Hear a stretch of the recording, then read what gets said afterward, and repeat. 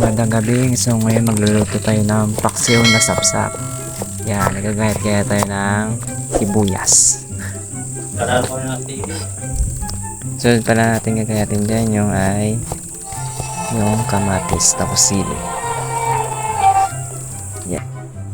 So dyan, binis-bilisan ko ng mga gayat ng sili at yun, pass forward ko na rin yung video para direct na tayo sa pagluluto. Yan. Kamatis.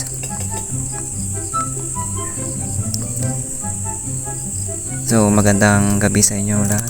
Ito magluto tayo ng paksiw.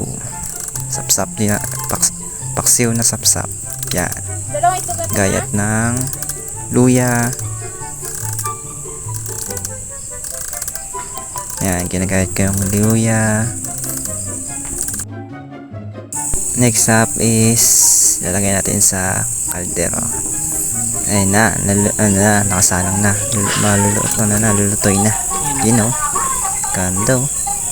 Sarap yan. Paksiw. Paksiw. Yan, paksiw na isda.